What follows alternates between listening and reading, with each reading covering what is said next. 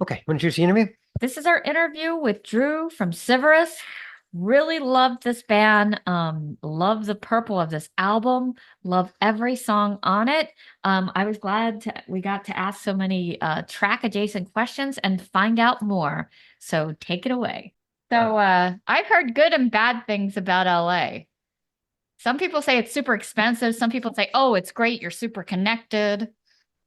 No, you're not connected. You gotta drive fucking everywhere. It sucks.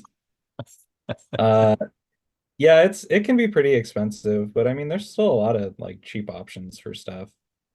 We don't pay. I live with Lord Fowl, uh, and we live in Long Beach, which is outside of Oh, LA, cool. but this whole area of SoCal is all kind of jumbled together. It's like Yeah. one big megapolis, and we don't pay a lot for rent, but we don't live in a very desirable neighborhood. I had to go to a convention out there for work, and I just booked a hotel. I wasn't paying attention, and it turned out it was the Queen Mary.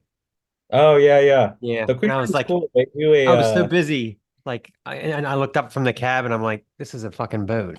yeah. He was like, this They is the they address do you a gave Halloween me. maze every year. Yeah, it Like was Halloween cool. Horror Nights and stuff. They do that at the Queen Mary, and you can go inside and like they have Yeah, it was spooky stuff cool. inside the boat. Yeah. It was just like a waste because it was just me, and all I wanted was like, Wi-Fi signal in a bed. But Instead, he got all this I atmosphere. got all this atmosphere, right? Yeah. Yeah. Yeah. Anyway. So he was on trying to stalk out your t-shirts today, so he's putting Yeah. in a bid for more logo t-shirts. Oh yeah. Yeah. I always like the ones that end up on T-shirt Slayer. So Oh my God, I love T-shirt Slayer. I was just on there today yeah. Yeah. looking for Bull of Heaven shirts, but no one's selling. Yeah. Well, let's go back. I guess let's start with where did the name of the band come from? It sounds like it should be a real word, something sharp and clandestine, And the only thing I could come close with was Severus Snape, which is spelled completely different. Right.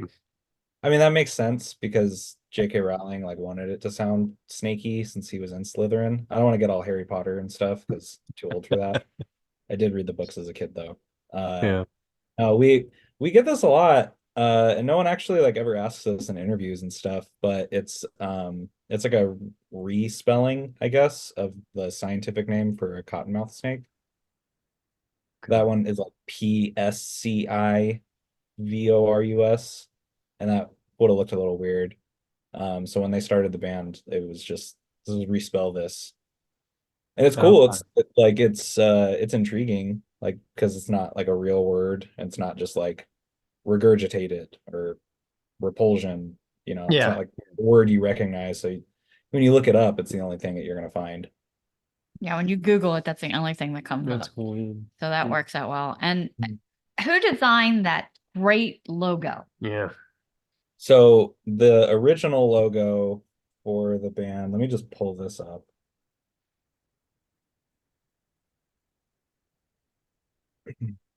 So the first one was this, which is what Lord Fowl did. Okay. He drew that himself. He actually draws a lot of logos Okay. for other bands. So if you ever want to see that, just find his Instagram, Lord underscore Awesome. Fowl underscore, I think. And he's got a link to his logo page. I don't remember what it's called though. But he drew that. And then we have a friend, Nick Mueller, who's done some logo designs, and then he offered to like collab and do a redo of the logo and make it cooler. And then he came up with that one behind you. Yeah. And we Yeah. were like, oh, that's great. Let's It is never change. great. Yeah. I love it. Yeah. So you and Lord Fowl were in another project together. So what kind of was the catalyst for starting this band? That wasn't me. Uh, I can tell all the stories though. So the band was Aylwin was Daniel Salinas, one of our guitarists, and Lord Fowl, and then several other members. And Lord Fowl used his mom owns a dance studio, and he does a lot of like classic folklorico Mexican dance, which is like why he's got good stage presence and does all his hands and stuff. That's good stuff. Um, but he met Alonzo, our other guitarist, our young member of the band, through that because he also did dance.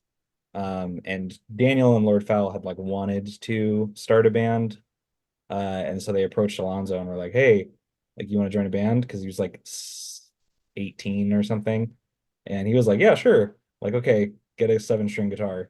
So he did that, and then they formed with another bassist and another drummer. And then one drummer left, he got replaced, bassist left. That's when I came in, and then we went through 2 more drummers, and then we got Aiden. Uh, Always seems like it's the drummer. Yeah, I think this is number 4. That Because they're happened. always in 400 projects, you know. So Yeah, no, it's actually really funny because I have a side project doom band called Ancient Tome, and I was doing the drums in it and the vocals, and it sucked because doing both at the same time is really hard, and I'm not yeah. that good at. And I just like asked Aiden one day, like, "Do you want to do this?" And he's like, "Yeah, I feel really bummed out. I'm only in one band now." I was like, "Please, Yeah. please." So he does the drums now. That's funny. Yeah, I could never understand how the hell Peter Gabriel could sing like that. No, it's Phil Collins. Oh, Phil Collins. What am Yeah, I yeah, saying? yeah. Phil Well, Collins. How does he do that? Especially in the air tonight when you got to be like, It's and then you really got to sing. difficult. I had a really hard time because you have to have the mic all the way to the side, and then I'm doing like gutturals and screams and stuff, so it's like your throat's already slightly constricted by yeah. that. Just wanted to get out of that as soon as possible, and it only took 3 years. Yeah, every drummer that we've talked to, I mean, we've talked to several drummers that sing, and whenever we ask, do you do it live? They say no, because either the drumming would suck or the singing would suck. You know what I mean? It sounds so taxing to do both, you know. Yeah, it's really exhausting. And like if you're doing a vocal part, like your whole head is turned to the mic, so you have to like turn your eyes to see where the drums are. And then if you have Uh-huh. like a china, you're like blind hitting it. Oh my God. Wow. Yeah. Yeah. So I was really impressed. We played Austin Death Fest a few months ago in Texas, and Tumult headlined the last day, and we watched. Oh my God, that guy is so good at drums, but he also does the vocals. Oh wow. It's We're actually crazy. going to see them. We're Right. going to see them this Yeah, Friday. So yeah. watch him. Watch the drummer. It's really We insane. we The lucked drumming. out too because I had a couple other shows we wanted to see, and I kind of thought, oh, the Metro, that'll be fine. I went to buy him 2 weeks ago and it was sold out, and I was Mhm. sick. And I said to him, I got on the wait list. So this Mhm. app like just alerts you if somebody gives up their tickets, but you have 20 minutes to buy them. And I was at work. I'm like, everybody shut up. I'm busy. Yeah, yeah, yeah. Seeing Tumult in like a small, intimate venue, like I'm so psyched. So Yeah, that's really cool. That's really cool. So anyway, I love your tagline, worship disease and reign forever.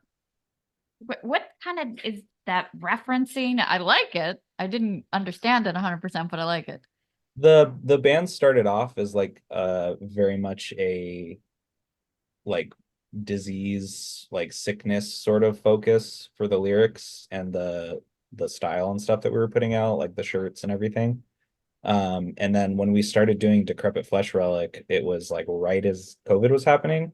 So that's when the tagline was like really prominently like stuck in. Like he just had it like put on shirts and stuff because it looked cool and it's hard. And then like once like COVID started happening and there was this actual like disease that was running around, and some people were getting really weird and religious about it.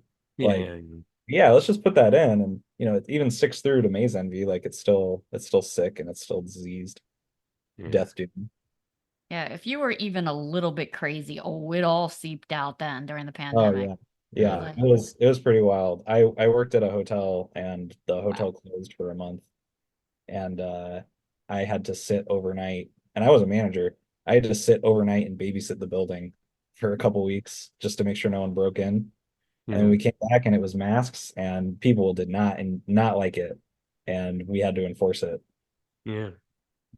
I was working in a restaurant when all that shut down, and then they decided we could have outside seating. And we did have a small outside bar, but oh my God, we had tables in the parking lot just to, Yep. get people in there. It was ridiculous. Yeah, I remember that. Sometimes I kind of miss it. A lot of eating outside, and it felt nice. Yeah, yeah. I think I got a lot more fresh air during COVID than I have in the last year and a half. Someone asked you about the name Nakara or Narkara. Does it come No, from the realm and hell in Native American religions? no, it's Naraka. It's a Buddhist concept of hell, like Buddhist. Ah, So when you get so if you like if you can when you're in samsara, which is like the reality that we live in, um, you're constantly like cycling through dying and being reborn. Okay, right. Your karmic status is what determines what you're going to be reborn as. So like if you're bad, you're going to like go down the like order of the animals and stuff. And if you're good, you stay human because you still have to like go through the entire Buddhist religion and detach yourself and everything.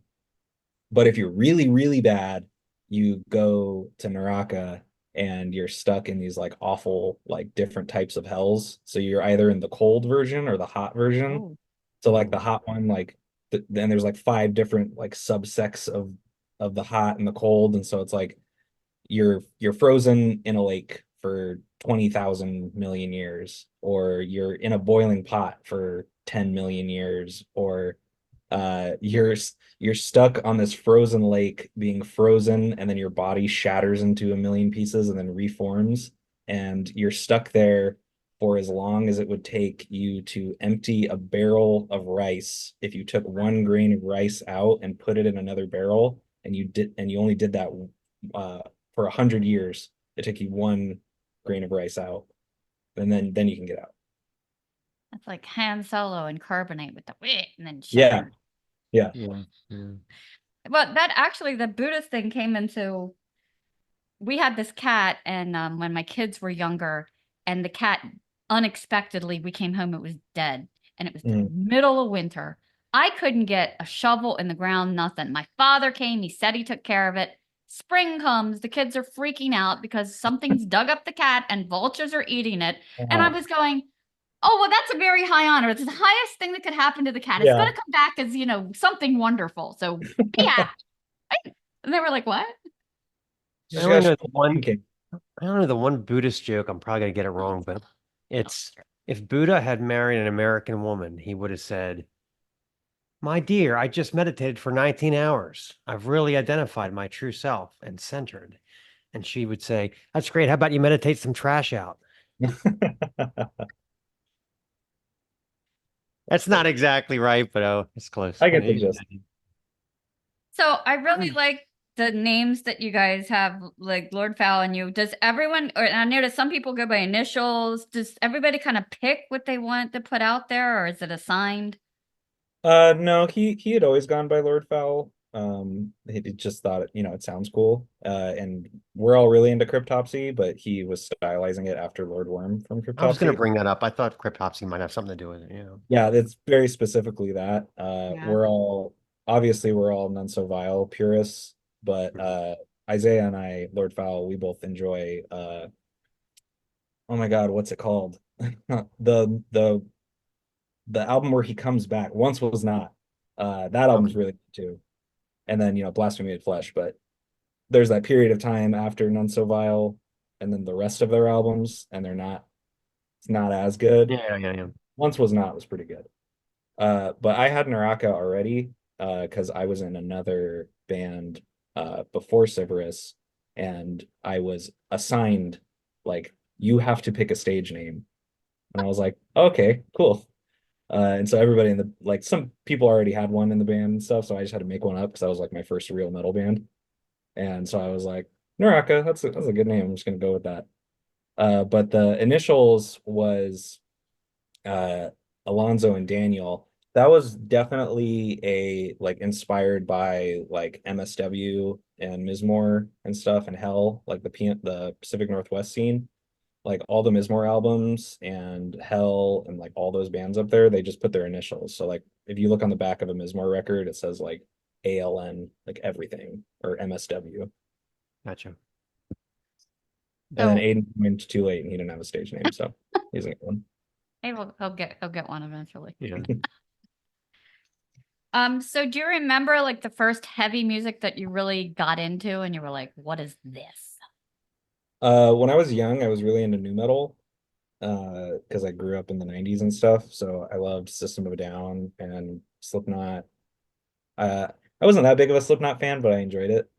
But like all those bands I was really into. And then as I got older, I got really into like indie rock and stuff, but I would still listen to some metal. I didn't really like deep dive into it until I was later in my 20s, and it was a lot of cattle decapitation because that was right after the Anthropocene extinction came out. So when I heard that, I was like, oh, I gotta listen to the rest of the stuff. Like I had heard the name, you know, because it was Mhm. cool, and I went on 4chan a lot, so I'd like constantly see people post that stuff, like the Humanure cover, because it's funny. Oh, right. Yeah. Yeah. Um, but I started listening to that, and then I was like, I gotta listen to more of this. This is really cool. And then I just kind of like dove my way through it. But like my early, like me, like really, really getting into death metal was like Cattle Decapitation, The Satanist by Behemoth when that came out. It's very surface level, but I think it's really good. And Lord Mantis, Death Mask. That album's incredible, and nobody talks about it. It's not even underground either. I think there's like a fan Underrated. interview from Yeah. 2014. Well, Slipknot's a good gateway drug to Yeah. better bands. You know what I mean? You know, they're coming At the time, around. you don't realize it, but then later you're like, you know what? They're coming around here, Yeah. and I really just want to go to see Knocked Loose. I love Mhm. them. And I saw you could get a VIP package. So I clicked on it. They're like, meet Slipknot. I'm like, I don't want to meet Slipknot. Where's Brian Garris? God damn it. I Where's saw the package? Slipknot in like 2007 or Yeah. 2008. My parents took me to Knotfest. That Uh, was that was also very like influential on me. Was my mom and my stepdad also liked like heavy like metal and hard rock and stuff. So like I went to the free Ozfest in 2006, and they took me to Knotfest one or no, sorry, Rockstar Mayhem Festival and Knotfest, and like I saw them, like they're really cool. yeah. That was when Joey Jordison was still in the band, and he did the whole like platform thing that rises and spins. No, That that's was cool. Yeah. awesome to watch. But like I think Corey Taylor's like singing too much. I wish he had like still the first like three albums, that kind of aggression. Like I feel like Iowa. when Volume 2 came out, he was like, I think I like Stone Sour more than Slipknot. Like, let me do Mhm. the Vermilion part two. Like, I gotta sing now. I was like, Corey, stop singing. Like, you got a Yeah. great scream. You're singing too much, man. Well, he's got the best publicists because I mean, he is every week there's something, some He's quote always in from the him news. in like Blabbermouth every week. I mean, he must have the best publicist, you know. It's like him, Kerry King, and Gary Holtz. Like, Dave it Grohl. just cycles through the three of Yeah, them. that's it. Yep. And I'm like, okay, I get it. Like, Gene really, Simmons too. Gene yeah, Simmons. and Gene Simmons, You but Gene always want to Simmons. read it because he's like the Trump of rock and roll. You're like, all right, what did he say? You know, what bullshit is he spinning now? You know. Yeah. Don't get me started on Kiss, because like I'm still mad about like it's cool that they popularized the face paint and they really helped push that forward, and there would not be like black metal without them. Yeah. Uh, but like you're making that music and you got like the Gene Simmons face on, and then you've got a cat on the drums, like a kitty cat. Like I just don't understand. Well, they were the Slipknot of the 70s. They were a gateway to better music. You got pulled into them, and then you're like, wait a minute, these guys kind of suck, you know. So, you know. Yeah, it's just like I don't know. It's just like dad party music, Yeah. but you know, one of them looks like a demon. Yeah, and you know, Gene Simmons is really good friends with like Joe Perry from Aerosmith. And I always wondered, did you guys ever talk and be like, yeah, my band's way, way, way better than yours? I mean, like it's not even close. Like Yeah. Aerosmith at like 74 versus Kiss. I mean, it's not even close. Come on, you know? But anyway, whatever. It's all about the makeup in the show, I guess, you know. So. I do like a good show, but like I don't know, I think the music and the image of Kiss don't mesh as well as I And every album has one terrible song. Like they don't have one.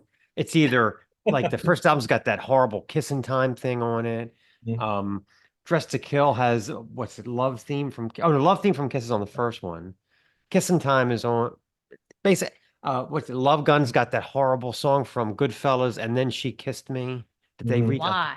like they always had to have one song you were like, ugh, you know, I take this just off. remember being young when I was like really starting to get into music, and so I was Huh. like, I gotta learn from the masters and like go back and like look up like old bands on YouTube and see live performances. And I remember I'd never like really listened to Kiss before, other than like maybe I heard it, my Yeah. like someone playing it. But like I saw God of Thunder and I was like, oh, that's cool. And then I open it and it's like Gene Simmons, like blood all down his fucking. I was like, this is Yeah. so hard. And then like Detroit Rock City came on after that, and I was like, what the fuck? This isn't cool. Well, then well, then you got Beth and Do You It's Love just Me? And yeah, it's just, uh, I don't know. Anyway, yeah, Kiss. Yeah, it's a gateway drug. What are you gonna do? So were you self-taught or did you have lessons to kind of learn guitar uh and bass? so for me, I was self-taught. Like I played when I was younger, like high school is when I got a bass for the first time. And then I played a lot of like acoustic guitar and then I learned electric guitar. But I started getting like back into bass in my mid 20s when I started playing like seriously in bands. Um, and so I just like had to get better. So it was just a lot of practice. Yeah. Um, Lord Fowl, it's vocals, so and it's gutturals, and I don't think they have teachers for that unless you Yeah. pay like I don't know, some deathcore guy to show you how to. You don't really need to. There are classes in music college called like vocal fry. I was shocked to find this out. I was like, really? Yeah. All I feel right. like it's better to I don't know. I mean, I think everyone's seen that like grunt versus growl versus pig squeal video on YouTube from like 2009. Yeah. That's all crazy deep and stuff.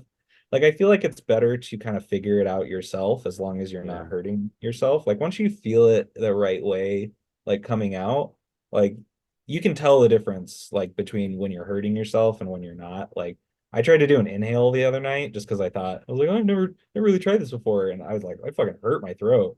I was like, Yeah. okay, that's why you don't do that. Um, Daniel, our guitarist, is self-taught, and then Alonzo, our guitarist, is so good at bass, but he plays guitar in the band that he got a full ride scholarship to UCLA to play jazz bass. Wow. It's infuriating. He's so much better than me. It's crazy. And he doesn't replace my instrument. It really pisses me off. So I like have to practice to like force myself to be able to keep up. Yeah. And we're already starting like writing riffs for the next album. And he just sent one. And I was like, fuck, dude. Like, can Wow. you make it a little easier for me, please? Like, I was like, can you send me videos of you playing that really slowly? And he was like, oh, okay. So I gotta practice that after this. And then our drummer Aiden got a drum set as a kid. He tells the story, and it's really funny that he asked for a guitar and his parents got him a drum set, which is like the exact opposite of what most parents do Right. because it's loud. And he stuck with it and he took lessons and stuff, and then he just started being in bands and he was in like school and did like jazz drums and drumline and stuff. Wow. Uh, and then just being in a band just really makes you get better. Yeah. Or playing jazz. Yeah, God. playing jazz like for those two, it's really helpful. That's why like we have like the clean jazzy stuff on Maze Envy, like is because those two can like write it and play off each other so well. Wow. Parents do weird things. I asked for a piano and they got me an organ. So I'm like a teenage girl. Insert your play my organ joke here. I'm like, don't tell anybody. Stop. Yeah. And I'm trying to play stuff like Broken Wings on it. I'm trying to make the pedals go dun dun dun dun. Yeah, I yeah, didn't want to yeah. play anything they wanted me to play. I'm like, I don't know, dancing in the dark on the organ. Here we go. Horrible. Yeah. So do you think the creative process was the same or different for Decrepit Flesh Relic and Maze Envy? No, it was definitely different. Like Decrepit Flesh Relic, it's like that was our first album, and we were really just putting out a lot of ideas that we had. Like we were a death doom band, like let's make death doom music. But that's where you can like kind of see that the clean pretty stuff started sprinkling in. Like we have a little bit of that. And that's when I joined the band was as they were starting to write it. So like I was learning the songs with them as they were writing them. So I felt like I was like the outsider at the time, so I didn't give a ton of input, like here and there. And we had a different drummer on that one. But for like Maze Envy, it was really cool because there's this like dichotomy between Daniel and Alonzo where like Alonzo can write these like really technical like progressive stuff, whereas Daniel does these like gloomy, sad, like big doom stuff. So they like kind of push and pull against each other. So that's where you can see the differences in the songs. Like if you compare Shrouded in Crystals to Garyon, like you can tell it's the same band and everything, but the style of them is just different enough that you can tell Garyon's Daniel and Shrouded is Aiden when you put them together. But we would just like meet in the studio. We go to Black and Gold in Whittier, California. It's Lord Fowle's cousin's studio that he owns. And we would just like kind of bring riffs in and just play off each other. And as we wrote it, like that's when we were like, hey, let's do a clean break here. Like, hey, let's do this. Like, oh, what if Aiden had a drum solo? Wouldn't that be cool? I was like, all right, yeah, let's do it. And there was. Yeah. Yeah, you guys have some amazing moments on this album. I just, where you just go into soft and light, and then when the heavy comes in, it's like, very satisfying. So the cover, is it a maze or is it a labyrinth or does it matter? Because it's kind of both So, in the so title. technically it's a labyrinth, but like all labyrinths are mazes, but not all mazes are labyrinths. Right, right. Like labyrinth is when it's built and it's stone and stuff. So we could have called it Labyrinth Envy, but that wouldn't have sounded very good. Yeah, labyrinth sounds cooler, Yeah. I always think of the Labyrinth movie. Mm. It's always one of my favorites with all the helping hands and crazy shit. When we pitched it to him, the stuff to Juano Castellano, the guy that painted it, what we sent him references were, it was like The Shining because of the garden, and Hellraiser 2. Oh. So he went off of that.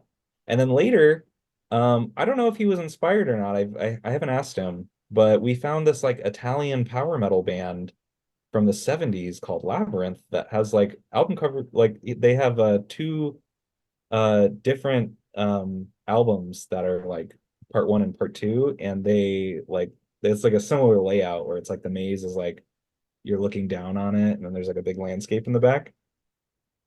I was like, wow, you listen to like Italian power metal and you can tell us? Because there's Italian bands are so weird, like they're always slightly crazy. so weird. Like I mean, good, but like Death SS and just so many weird bands. Sick and Beautiful is a little weird. Yeah. They're like this crazy rock band, but they all dress up like aliens and shoot fire into the ground. Mortuary Drape, Oh yeah. Oh, they're good.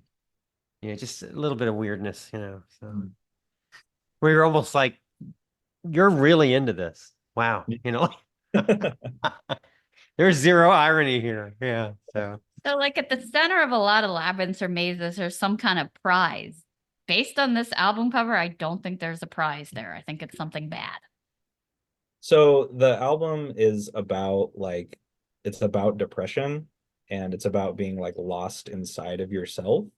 And so the whole time you're obsessed with finding the reason, and that's what's at the center of the maze. And so once you find it, you then have to find your way back out, which is trying to get out of the depression.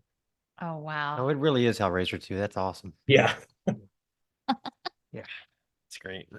I love the purple too. Did you choose that color for any reason, or was just the artist rendering? When we talked about it, so Lord Fowl had Maze Envy as the title, like before we had done anything. He was just like, this is what we're calling it. And we're like, why? And he wouldn't give us a reason. So like we have the third one, he already knows what it is. And he likes it. So that's what it is. So like, okay, that's fine. Right. We all have our own little parts where we get like final say for the most part. And like some of the design choices, like he gets to pick. And we let him do it because he's good at it. Yeah. But when we sent it to Wano, he sent it back and it was actually like darker. And all of my notes were like, we want a maze in the center, crystals, guy with smoke coming up, and you can do your landscape stuff because he has like a signature kind of landscape that he does. And we're like, please don't make it look like death metal. Like, don't have any spikes, don't have any skulls or slime or cobwebs everywhere. Like, make it interesting to look at and make it pink and purple. Like, please. And he was like, okay. And he sent us an outline. It was just like like a post-it note sketch. We're like just for the design layout. And we're like, yes, that looks great. And then he comes back like a week or two later and sends it, and it's the design that you see, but it was like darker shades of color. And we opened it, we all looked at it, we're like, this is so fucking cool. Like never had someone like do this. Like the first album when Nick Mueller did it, like that was awesome. And that's exactly what we wanted from it. But but you know, we know him, like that's our friend. Like we've never like reached out to someone across the world to be Right. like, hey, here's some money. Like, can you spend like time making this and make it really detailed and stuff? And he was into it. But then our only note was like, "Hey, this looks so cool. Can you make it more pink?" And he was like, "More pink?" And we're like, "Yes, please." And he said, "Okay." And he sent it back, and it was like that. And I'm colorblind to a certain degree, so everybody says it's purple, but it's pink to me. But like, you know, purple, whatever. Yeah, it's a really, really good. Yeah. It's like you said, it catches your attention right away. So we kind of had some track specific questions. I don't know if you'll know the answers to all of them. I love the Azure Eye. The instrumental to that, like for a mood setter, to me, it reminded me of like something that could have been the horror movie soundtrack to The Hills Have Eyes. What kind of made that circular saw sound? It's just violins. It's just two people playing violins at the same time, but Wow. like Yeah. really. So Alonzo, since he went to school for jazz bass and stuff, yeah, he knows a ton of musicians, and he plays an upright, like, and he'll play it with a bow. So he knew violinists and like, you know, closely. So he was like, "Hey, can you do this? Like, can I conduct it?" And they were like, "Yeah." And so they all came in, and I think he played a little bass on it too, like kind of deep in the background. But he just and we recorded that ourselves. We didn't do that Wow. in the studio. And then just like mixed it and gave it to our engineer, and he put it all together. But yeah, it's just two violins. Wow. I tell you, if you ever get approached about being on a movie soundtrack with that, or like a video game, that would be a Yeah. great that with We that. we've gotten that comment a few times, like specifically about that, like really sets the mood. It feels like an A24 film. I'm like, oh, okay, thank you. That's really cool. Does he ever grab your bass and he's like busting out like Stanley Clark or Mahavishnu Orchestra or something like that? And you're like, what Yeah, is he'll just uh like every now and then we'll like trade instruments, you know, amongst each other. Like Alonzo is not good at drums. That's like the one thing that he can't pick up. okay. Uh but it's, you know, he doesn't have his own set, so he doesn't practice, like only like the times we're fucking around, like at the practice space. So like he's just extra stiff, and that's like what every beginning drummer does. But like I've given him my bass before, and like he can just play shit like I could never do. Like he just sings on that thing, and I He's just like want. he's like right in the middle of Orion. Yeah, in the middle of Orion, right here. You know, this part, this two-handed part. And you're like, give me back the guitar. Yeah. Yeah, he will just like, it just gets all funky, and he doesn't slap a lot. I think that's like the only thing I might have over him is because I can slap, but Okay. like I can't slap that good, but like I never see him slap, but like he'll just be like boom boom boom boom boom boom boom boom boom boom boom boom boom boom, and just fucking stop, dude. That's great. Yeah. All It's like right. the bass wars. Yeah. Yeah, that's what it feels like. Yeah. I was flummoxed by Maze Envy because I knew the about the Apex Crystallala because I used to play World of Warcraft, and I immediately was like, that's the frickin' the crystals that you can touch and you learn stuff. Is there someone who plays World of Warcraft? No, it wasn't World of Warcraft. It's just him doing Latin stuff. Ah. That's actually a currency in World of Warcraft, and it's crystals that if you Wow. touch them, you get knowledge without having to like read all the scrolls.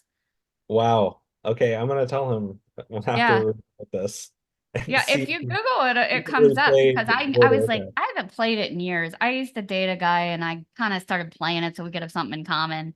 I Hmm. didn't realize till later he's like, I'm gonna be on a dungeon till 3 in the morning. I didn't realize that was gonna happen. But yeah, that's I was all right at it. I was better as my healer. My warrior, I really sucked. I don't know. Yeah, I timing or had a buddy something. in high school that played it religiously and tried to get me into it, and I was already like, I don't have a job. Can't pay $15 a month to play a video game. But then also That's he right. like gave me the trial pass and I started and I was like, this is what you do all day? Yeah. Like It's you're just nuts. killing hogs in the forest and it takes 10 minutes? Collecting mushrooms for half an hour to make I'm your potion? a no mage. Okay. So I want to ask you about Labyrinth Charm. How'd you guys come to work with Derek Ridquist? Isaiah Lord Fowl like was obsessed with the Faceless. And he that was like his first like big metal show when he was Okay. 17. And that was when Derek was in the band. And so there's a very funny picture of him because I'm sure you guys have seen what Lord Fowl looks like, but Oh yeah. at 17, he was like 145 pounds, maybe. So skinny. It's really funny. But there's a picture of him at the show, all young with Derek. And then they just kind of like struck up a friendship, and then they've like continued to talk after all these years. They go to Raiders games together when the Raiders come to LA Okay. Yeah. and like hang out at Christmas, and he's been over to our house. He comes to our shows sometimes. He's done the live vocals at our shows before. Like he's just come out, he'll take the mic that I have and he'll do the Labyrinth Charm part. Cool. But they've known each other for a long time, and so when we were doing this, we'd featured MSW on the demo. Um, so it wasn't unheard of to like have a feature. And so he was like, Derek, do you want to be on the song? And Derek was like, yeah, sure. Like what day? And then he just Cool. came over and we put him in and it sounds awesome. It's funny. My first big metal show to show you how old I am was Maiden Power Slave Tour, and yeah. And the problem with that is my next show was like Kansas or something, and I was like, where are the monsters? Yeah. Where are the backdrops? Where are the, you know what I mean? Like I thought all the, You it want was to a carry big on my wayward precedent. son for that. Yeah, yeah. You know, starting with Maiden that era was tough to follow up, with Yeah. anybody else. Yeah. I used to just go to Kicks all the time because they played Hammerjacks like constantly every holiday. They were there. We're like, yeah, we're going. It's, Yeah. Thanksgiving Eve. Sure, we're going. We're there. Yeah. Um, so also I love the video for that one. Who had the idea like for the mine Yeah, that shaft? turned out And oh really my cool. gosh. That's a real mind fuck, that video. Yeah. Yeah, it's Brad is our video guy. He's done some of our promo pics. He's the brother of one of our previous drummers, so we've known him for a while. But he's like all over down here. He does a lot of like metalcore like pictures and video stuff. But when we were gonna do the video, we were like, okay, Brad, like what do we do? Like what do you want? And so we rented out that studio to shoot the video in. And then as we were doing it, I was like, is this all it's gonna be? Is just the performance video? Because like that's cool. I like that. But are you gonna do anything else? And then that's when he was like, oh no, I'm gonna have like footage like on top of it. I was like, okay. And then when he like did it and then he like started blending it all together, I was like, oh damn. Yeah, it turned Like out good. Yeah. yeah, like his like previous stuff, like he's always been good, but then when he did that part, I was like, oh, Brad, like you put a lot of effort into this. It looks really good. Like we were all really happy with it. It was cool. Yeah. Turned out good. Yeah. Lord Fowl gives such a physical performance from his like throwing himself forward to like running around.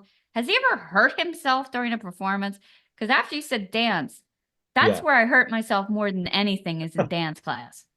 That's where Al gets it from. I don't think he's ever hurt himself at a show. He's hurt other people. Oh my.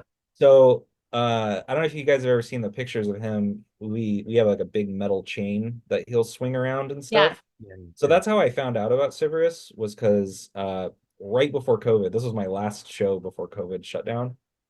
Mortiferum came to LA. And so I just went to go see Mortiferum, by myself because I was a nerd. And I was like, oh, this is really cool. And then this this band Civerous is coming on. All right. And they played at this little bar called the Lexington. And the stage was so small that like he had to be on the floor while they were on the stage. Oh And God. I love that. I always think it's really cool.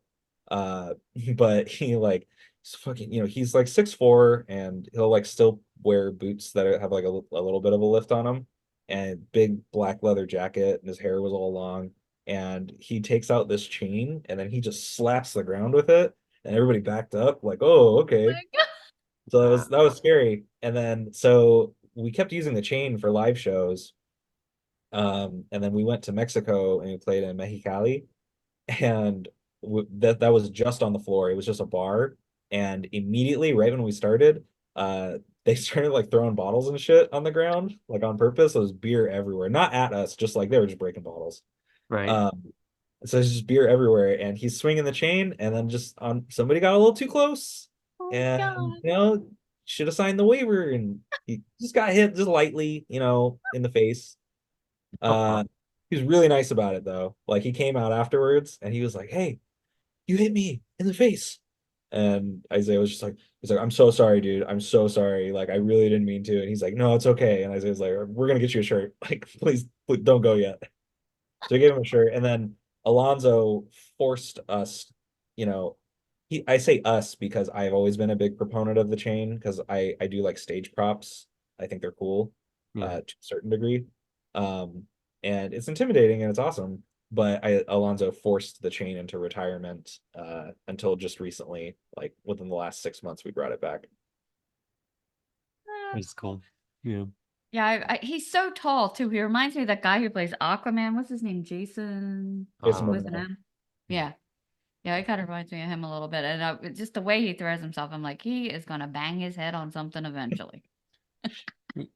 yeah. With tall guys like that, I always think of that scene from Wedding Crashers when Vince Vaughn goes, "I feel so tiny in your arms." And she goes, "How tall are you?" Well, 6'4". Like it's Yeah. hysterical. Yeah. Yeah, he's like 2 inches taller than me, but everybody else in the band is shorter. It's really Right. fun when we're all standing with each other. Especially, so Alonso's gonna get mad when he hears this, but Alonso is not tall. Ah, okay. He gets roasted for it a little bit. I feel for Lorenzo. I'm like 5'2". I'm always like, I've got to wear 4-inch heels to catch up with Yeah. everybody. If I say he's 5'4", will this like end up on Metal Archives? Because that would be hilarious. Probably. Like and get, cited. Oh, Probably. God, it's Probably so all funny. kinds of Yeah. incorrect information. I really think though our favorite one was It is our favorite. Levitation It's Tomb. our favorite. Oh Yeah. my, Okay. oh wow. Yeah. I love the oxymoron of the title. And Uh, then that drum repetition with the thud, thud, bam, bam, bam, bam, bam, Yeah. bam. Yeah. That could yeah. have gone on for like 15 more minutes and I Yeah. would have been fine with Yep. it. It could have. Yeah. Yeah. I When love we that part. I remember when I first played that that for her, I'm live, like, listen to this. And like it ended and she's like, that's all. And I'm like, no. Like they should have just played that for like 10 more minutes. So great. when Yeah. we play it live, like if we end the set with it, we'll like go to the last part, done, where normally the track would fade out. That's Yeah. when Yeah. we just kind of hold the feedback, and then Isaiah will like talk to the crowd and say thank you and stuff. And we Mhm. all look at each other and we go back for like one more bar of That's the great. breakdown. Yeah. Oh my God. I, I really like that song too, and that was actually I think the second song we wrote. And that's the one that I always see people criticize. Like Hmm. everybody will be like really nice about Shrouded and Labyrinth, and they'll be like, "Oh, it's so technical, it's so cool," and then they'll say like, "Oh my God, the second half of the album, it's so emotional. This is amazing." But every time I see a negative comment, it's always about Levitation Tomb. And at Wow. first, it was when I was on 4chan after it came out, someone posted it because I just go on there and I just read the music board, and someone posted it and they were like, "This is just fucking deathcore." And I was Are like, Oh, you "What?" kidding? Like it's just a breakdown. And then I saw the deathcore comment like two or three more times, like on other websites, like on Rate Your Music. And I was like, "Damn, are we deathcore now?"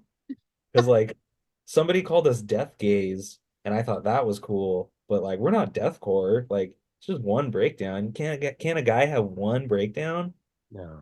And make it different and interesting. It's such a great breakdown too. It Yeah. is. I just Yeah, kept because backing it up and it's backing it up. heavy. Mhm. So the lyrics were so super specific about the Leviathan eating the dam, 13 corpses, 18 hands written. I'm like, okay, there has to be a story this is based on. It's very specific. No, we wrote it all ourselves. Only Garyon was Wow. a story because I just took all of Dante's Inferno for Garyon. But everything else is just me and Lord Fowl we wrote. Meanwhile, I'm trying to do the math. I'm like, Yeah. okay, 13 There's some corpses, missing but hands. 18 hands. Oh, who is Yeah, the extra hands? few of them are not doing great. I love it. Inferno is not a easy read. It takes some time to read that. Yeah. Mhm. And then we really love Garyon too. There was so much good stuff here, so much Greek mythology referenced. I did not know he was the grandson of Medusa till I Googled it. Mhm. So who is the mythology buff that kind of finds these abstract, not super well-known stories to kind of come up with lyrics for? I wrote almost all of the lyrics for Gary On. I think he wrote like just like a couple lines. But he had the title. So Daniel wrote the opening riff, like that clean dun dun dun dun. Like he had that like on deck. And then Isaiah's like, this song is Gary On the Descent. And then like 2 weeks later, he's like, it's actually the plummet. Like, okay, whatever. And then so we had like started he'd started writing the lyrics, and then I didn't do any of the lyrics on the first album, but on this album he's like, can you help me with this and like spruce it up and make it sound nicer? I was like, sure. Because I read a lot and I didn't go to college, but I wrote a couple screenplays and stuff. But I was like, yeah, let me try it out.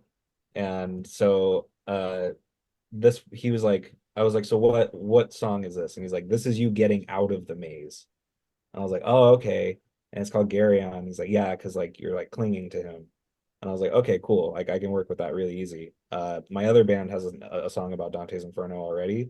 So I was like, let me revisit that. You're already calling it Gary On, and I know that part in the poem is when they climb on to go down to like the lower cantos.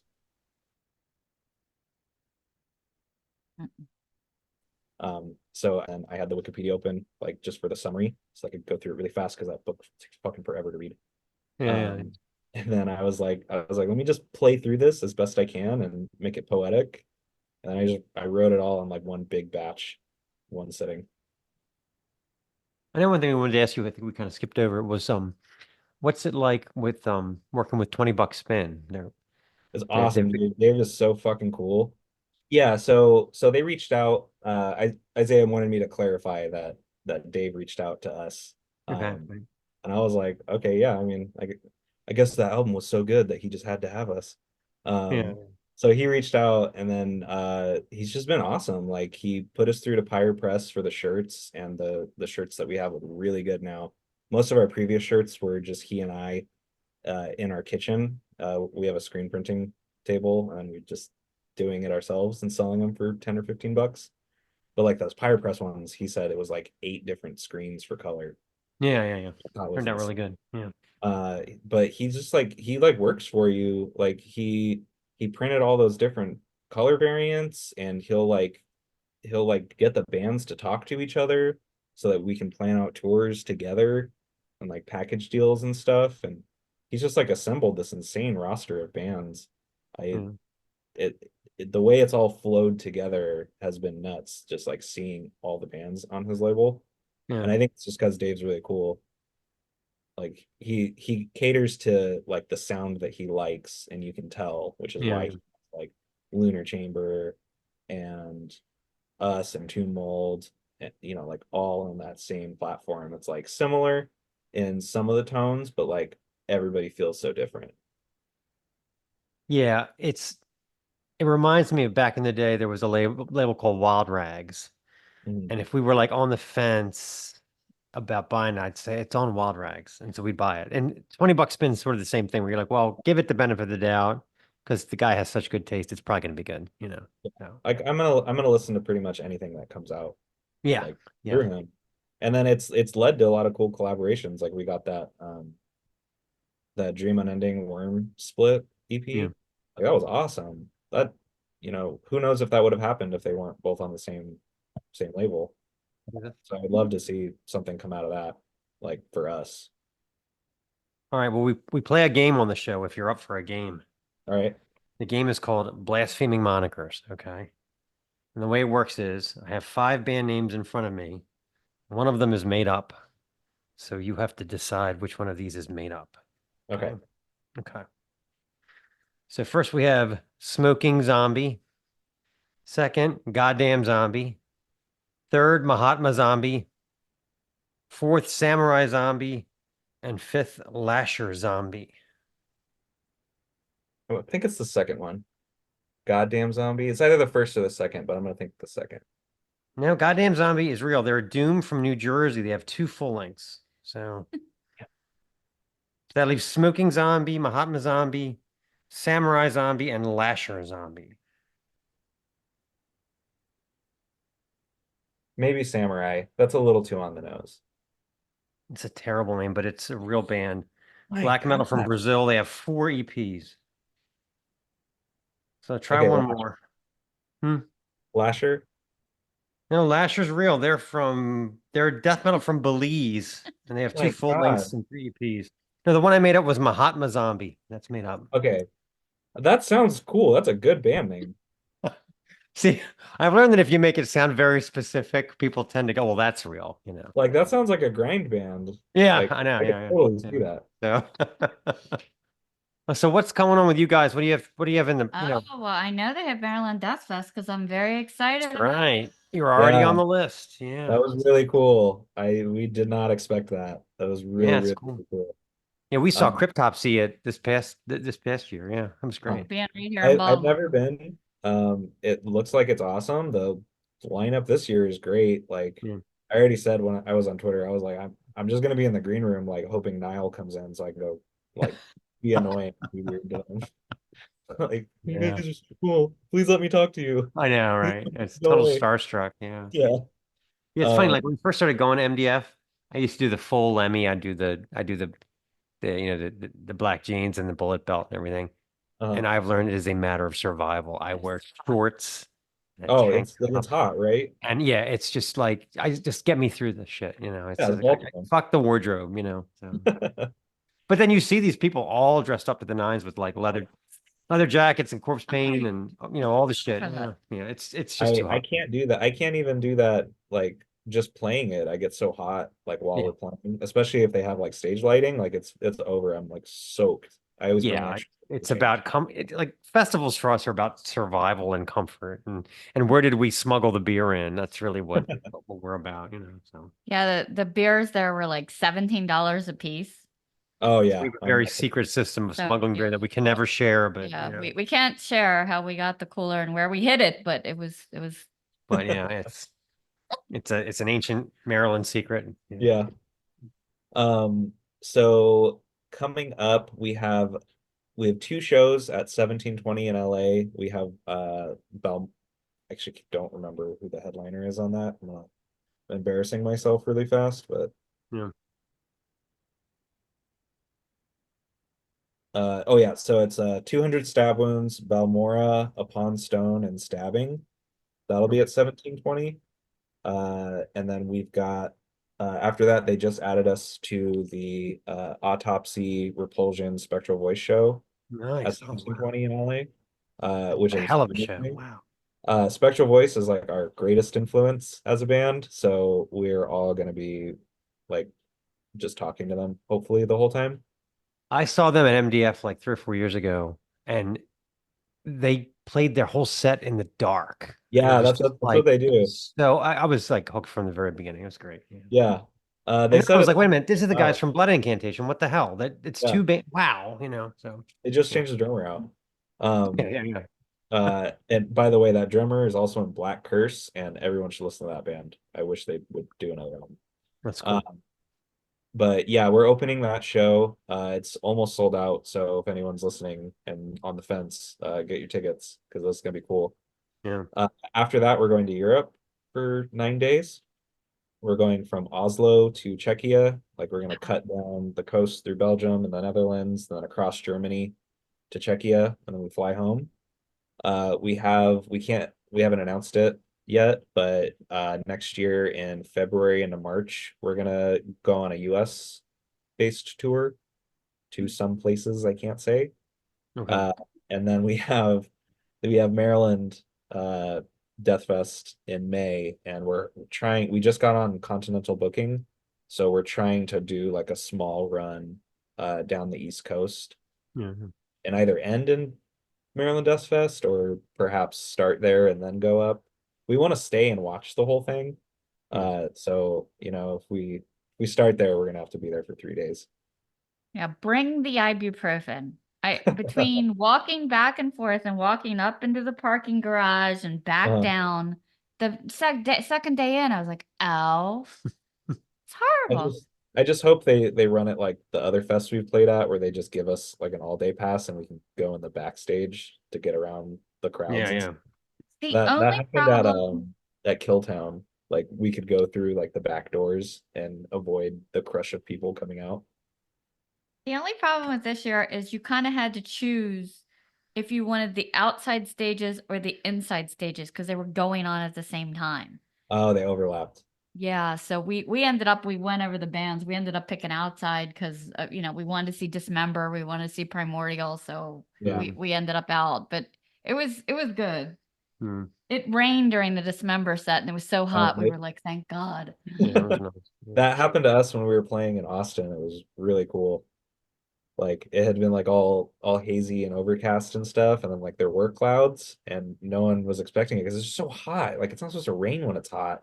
It's supposed to be Right. cold when it rains, but it was hot and it just started raining down on people in the pit while we were playing. I was like, this is so rock star right now. I feel so cool. So that was the inaugural fest in Austin. How'd it go off? Pretty good? Oh my God, it was awesome. So he reached out, Jason Delkey, who's in Left to Rot, ran the fest. So he reached out to us like way like sometime the year before and was like, hey, I'm putting together a fest in Austin. Like I want it to be a death metal festival, but like if you read like his article on metal injection and stuff, it's really cool and it makes a lot of sense. But he's like, I want to like I always feel bad when I see festival posters or show flyers and it's like one giant logo at the top and then a bunch of little tiny ones. Yeah. Like what if we did a fest that's like just the smaller logos? Um, so he like sent me over the list that he already had, and he already had like Tomb Mold and Outer Heaven and Phobophilic and Mortiferum were like already confirmed. Um, and I was like, oh, thank you. So I just told the guys, I was like, hey, here's this. We're like, let's do that. And everyone said, yeah. And we showed up and we played like other festivals. Um, and I've seen like badly run festivals and then I've seen great festivals and like he like knocked it out of the park. Like Ooh. it flowed really well between the two stages. The location was really, really good where they had it. Um, the drinks were not expensive. I didn't buy any because they gave us free beer because Pabst sponsored Yeah. it. So they just had endless supplies of Pabst. Um, and he fed all the bands too. Like the day that we played, they walked in with well, like 50 pounds of barbecue. Like they just walked in and Nice. slapped it all down and were like, okay, guys, go ahead. I was like, damn, dude, you guys are treating us good. So the whole structure of it was really great. So the show end like our set ends and I just yelled at them like someone please give us marijuana and someone just passed a joint to the front of the stage for us. I was like, all That's right, good. Texas ain't that bad. This is the Snaggletooth Extreme Metal Podcast.